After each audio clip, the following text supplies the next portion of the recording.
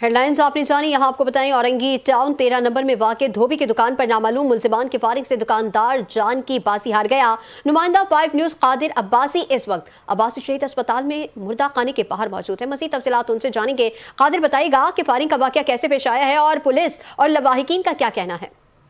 जी, मैं इस वक्त मौजूद हूँ अब्बासी शहीद अस्पताल में मोर्चरी के बाहर, जहाँ पर औरंगी टाउन 13 नंबर से जो है एक डेड बॉडी लाई गई है। मकतूल मुस्तफ़ा उम्र 40 साल, जिसको फायरिंग करके ज़ख्मी कर दिया गया था, जो कि दौरान इलाज दम तोड़ गया। जबकि जो है वहाँ बताया जाता है कि वो जो है लॉन्ड्री लॉन्ड्री की दुकान पर शॉप पर काम करते थे, और इसी वजह से जो कुछ मुलजिमान आने के बाद जो उन्होंने वो जो है डकैती मज़ामत में फायरिंग कर दी और उनसे देगर चीज़ें जो है मोबाइल वगैरह जो है स्नैच करके फ़रार हो गए। जबकि उनके जो है लवाहिकीन हमारे साथ मौजूद हैं। आइए हम इनसे जानते हैं कि क्या हुआ वाक़या। आधे घंटे के बाद फ़ोन आता है पड़ोसी का कि मुस्तफ़ा को गोली लग गई है।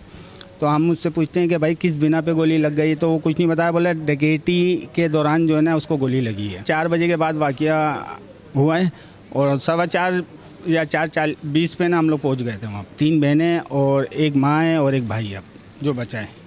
जी बिल्कुल, मकतूल के लवाहिकीन का कहना यह है कि इस तरह के वाक़े जो है अक्सर वैसे यहाँ पर होते रहते हैं। औरंगी टाउन के अंदर स्ट्रीट क्राइम पर काबू पाया नहीं जा रहा, जबकि रोज़मर्रा के मामलात में देखने में आए रोज़ जो है स्ट्रीट क्राइम की वारदातें जो है उनमें होती रहती हैं। जी।